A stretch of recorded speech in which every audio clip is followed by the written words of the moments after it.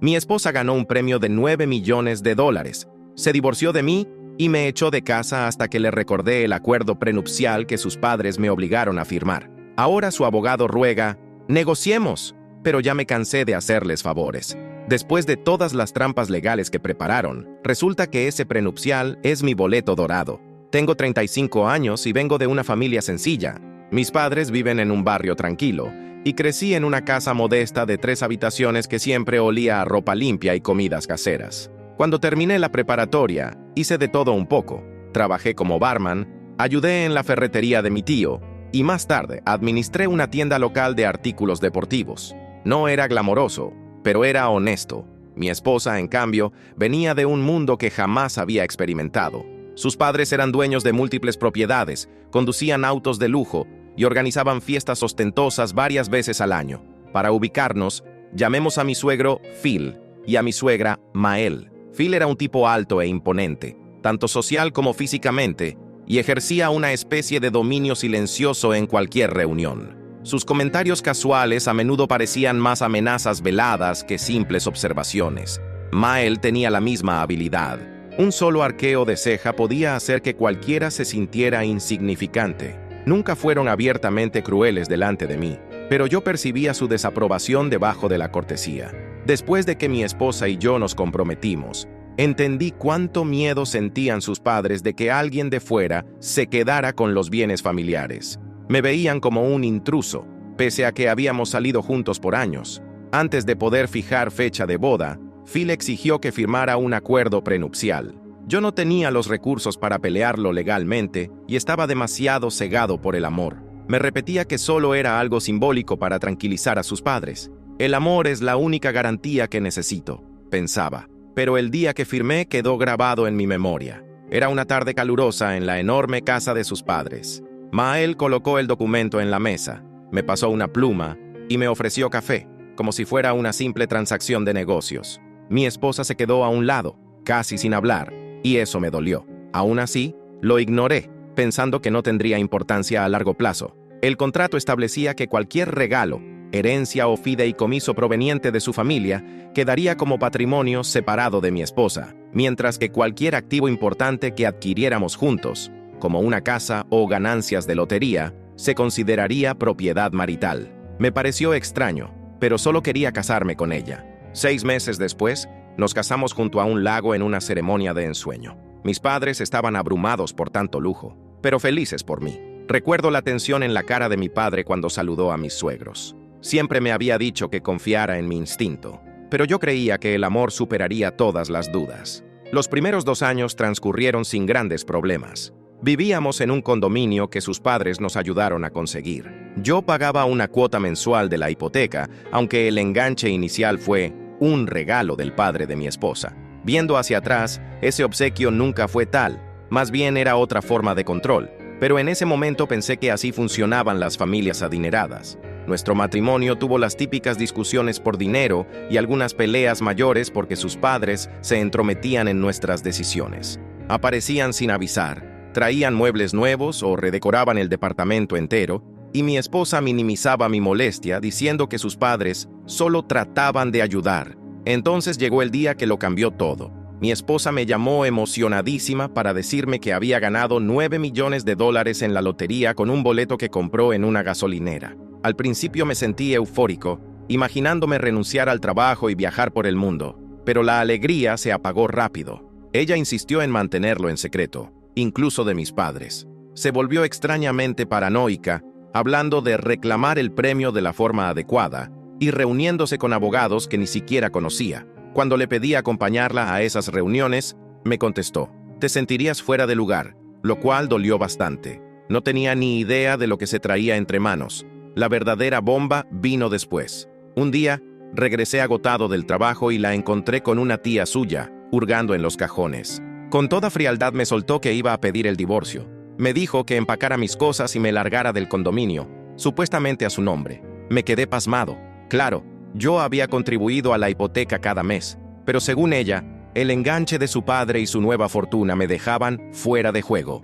Sentí que el corazón se me partía. Llamé a mi padre, con la voz temblando, diciéndole que acababan de echarme de mi propia casa. Fue la traición más grande que había sufrido, y lo peor aún estaba por venir. Descubrí que Phil había enviado a su abogado personal para protegerla, con la intención de aislar las ganancias de la lotería y dejarlas fuera de mi alcance. Pero se les pasó un detalle crucial. Olvidaron revisar la cláusula del prenupcial que ellos mismos impusieron. En lugar de proteger totalmente a su hija, ese documento establecía que cualquier ganancia extraordinaria durante el matrimonio, incluyendo la lotería, era un activo conjunto. De pronto me di cuenta de que si me divorciaban justo después de que ella cobrara el premio, no podrían quedárselo todo. Decidí actuar con cautela. Mi padre me recomendó mantener la calma, buscar un abogado ajeno a su círculo social y prepararme para una batalla pesada. Estaba decidido a no rendirme. Me habían declarado la guerra, tratándome como a un estorbo desechable. Si pensaban que iba a irme sin decir nada, me subestimaban mucho. Pasé unas noches en casa de mis padres procesando el golpe. Mi madre estaba furiosa, diciendo que mis suegros siempre me habían faltado al respeto. Mi padre, igual de indignado pero más sereno, contactó a un viejo amigo abogado de familia y me consiguió una cita a primera hora de la mañana. Sentado en la oficina de ese abogado, sentí una mezcla de ira y alivio. Le conté cómo mis suegros exigieron el prenupcial, cómo mi esposa acababa de ganar 9 millones y me había echado. Cuando el abogado revisó el acuerdo, se rió por lo irónico de la situación. Se pusieron la soga al cuello, comentó.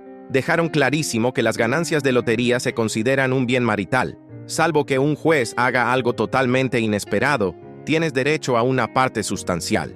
Fue como un salvavidas. Pensé que el prenupcial me dejaría fuera de todo, pero resultó que su miedo a que yo reclamara herencias les hizo pasar por alto la lotería. Aún así, mi abogado me advirtió que la pelea sería dura. Mis suegros tenían dinero, contactos y un equipo legal numeroso, pero estaba convencido de que había fundamentos sólidos, especialmente porque yo contribuí financieramente y me expulsaron abruptamente de lo que era mi hogar conyugal. Le pregunté por el proceso de divorcio. En mi estado, un divorcio contencioso puede demorar meses o más, pero si mi esposa y su familia veían que la balanza no estaba de su lado, podrían buscar un acuerdo rápido.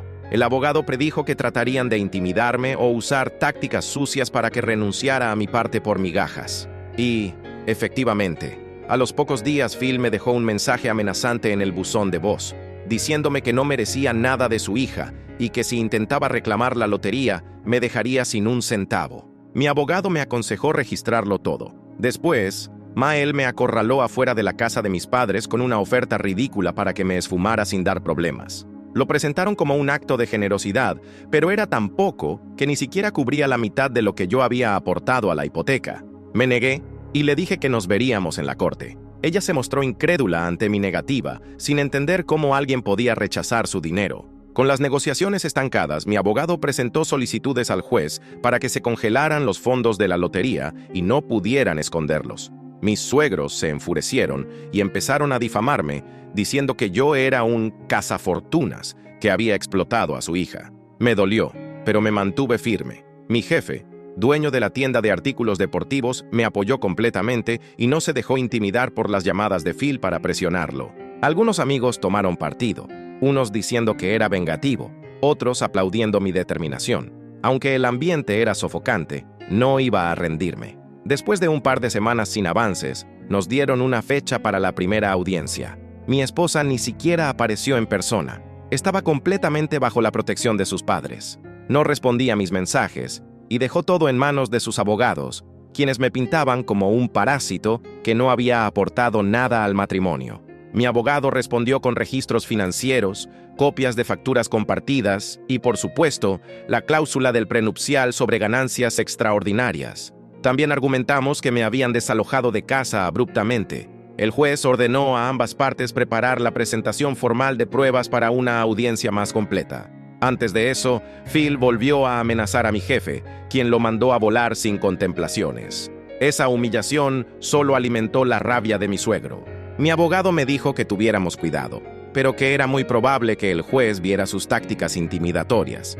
Y nada me preparó para el desenlace final, aunque al menos sabía que la ley, irónicamente, estaba de mi lado gracias al prenupcial que me impusieron. Las semanas pasaban y la tensión por la audiencia definitiva aumentaba. Mi esposa seguía evitándome. y su firma de abogados me bombardeaba con mociones intentando declarar el premio como un bien separado, ignorando lo que decía el propio prenupcial.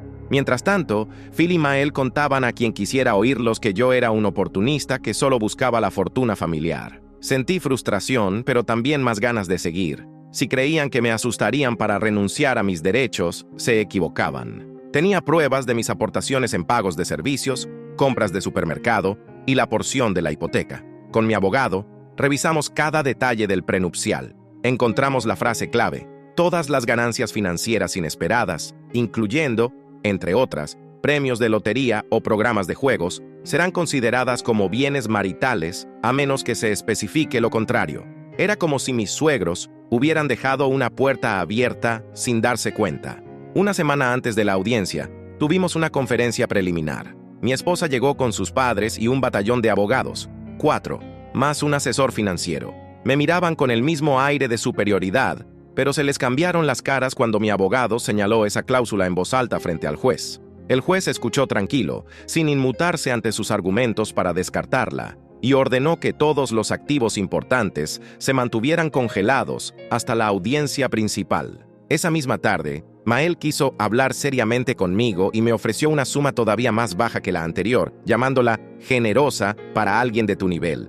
Rechacé la oferta otra vez y le dije que dejaría que el juez decidiera. Me espetó que estaba destruyendo a la familia, como si yo hubiera sido quien abandonó a su pareja después de ganar la lotería. Su hipocresía me hervía la sangre, pero me controlé.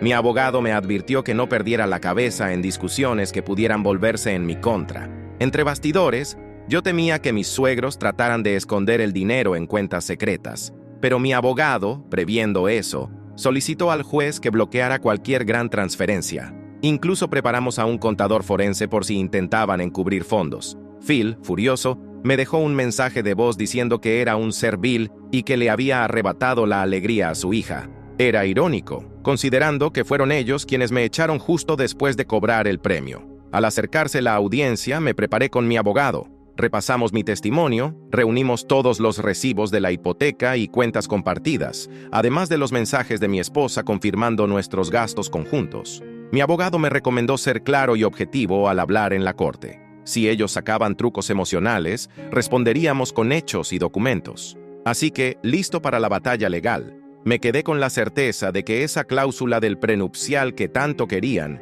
iba a jugar a mi favor, y ellos mismos la habían puesto ahí. El día de la audiencia llegó más rápido de lo que esperaba. Mientras me ajustaba la corbata frente al espejo, pensaba en cómo había cambiado mi vida en tan poco tiempo. Mi abogado me había preparado bien, pero nada me preparó para lo que estaba por suceder. Llegué temprano al juzgado. Mi exesposa y sus padres aparecieron con su ejército de abogados, todos vestidos con trajes que probablemente costaban más que mi auto. Phil ni siquiera me miró, pero Mael me lanzó una de sus típicas miradas de desprecio. Me senté junto a mi abogado, intentando mantener la calma. La audiencia comenzó normalmente, con presentaciones y formalidades, pero todo cambió cuando mi abogado presentó su as bajo la manga: los registros bancarios detallados de la semana en que se compró el boleto ganador. Resultó que el dinero usado para comprarlo había salido directamente de nuestra cuenta conjunta, específicamente de mi depósito de nómina de esa semana. Nunca olvidaré la expresión en el rostro de mi ex esposa cuando se dio cuenta. Se puso pálida. Sus abogados comenzaron a susurrar frenéticamente entre ellos. Phil se veía como si estuviera a punto de explotar, y Mael tuvo que tomar agua para mantener la compostura. El juez, un hombre mayor con ojos perspicaces, revisó los documentos con atención. «Esto cambia significativamente la situación», dijo. No solo el prenupcial establece que las ganancias de lotería son bienes maritales, sino que el boleto fue comprado con fondos conjuntos, específicamente con el salario del demandante. Los abogados de mi ex esposa intentaron argumentar que era irrelevante, que ella había sido quien compró físicamente el boleto, pero el juez no cedió. Después de lo que pareció una eternidad, dio su veredicto. Me otorgó el 70% del premio, citando tanto el origen del dinero como el intento deliberado de ocultarlo y expulsarme de nuestra casa. No sentí la alegría que esperaba. En cambio, mientras veía a mi ex esposa llorar silenciosamente, sentí una mezcla extraña de victoria y pérdida. Phil y Mael salieron furiosos de la sala, sin dirigirme la palabra. Su perfecto plan se había desmoronado frente a sus ojos. Los meses siguientes fueron surreales. Contraté un asesor financiero, invertí sabiamente y compré una casa modesta. Me enteré por amigos comunes que mis suegros perdieron mucho de su influencia social después del escándalo. Aparentemente, varias personas en su círculo comenzaron a cuestionar su comportamiento y sus valores. Mi ex esposa, según me contaron, finalmente vio a sus padres por lo que eran. Se mudó a otra ciudad, cortó lazos con ellos y comenzó terapia. A veces me preguntaba si las cosas podrían haber sido diferentes si el dinero nunca hubiera entrado en la ecuación. 3 años después, me la encontré por casualidad en un café. Estaba diferente, más tranquila, más auténtica. Nos sentamos a hablar y por primera vez tuvimos una conversación honesta sobre todo lo que había pasado. Mis padres siempre controlaron mi vida, me dijo. El dinero solo sacó a la luz lo peor de todos nosotros. Lo siento por cómo te traté, pero en cierto modo, me alegro de que todo explotara. Necesitaba despertar. Le conté sobre mi vida, sobre cómo el dinero me había dado libertad, pero no felicidad. Hablamos durante horas, como no lo habíamos hecho en años. Al final, nos despedimos como 2 personas que han madurado a través del dolor. No nos volvimos a ver después de ese día. A veces la busco en redes sociales y veo que rehizo su vida. Se casó de nuevo, tiene un hijo y parece genuinamente feliz. Yo sigo soltero, enfocado en mi fundación de ayuda a emprendedores locales. El dinero me dio seguridad financiera, pero también me enseñó que algunas heridas no se curan con millones. Phil y Mael intentaron hacer las paces cuando se enteraron de mi éxito financiero, pero los ignoré. Algunas puentes, una vez quemados, es mejor dejarlos así. Mi ex suegro todavía aparece en eventos sociales, pero ya no tiene la misma presencia intimidante. La gente susurra sobre cómo el dinero y el poder pueden corromper a una familia. El otro día, limpiando mi oficina, encontré una foto nuestra del día de la boda. Éramos tan jóvenes, tan ingenuos.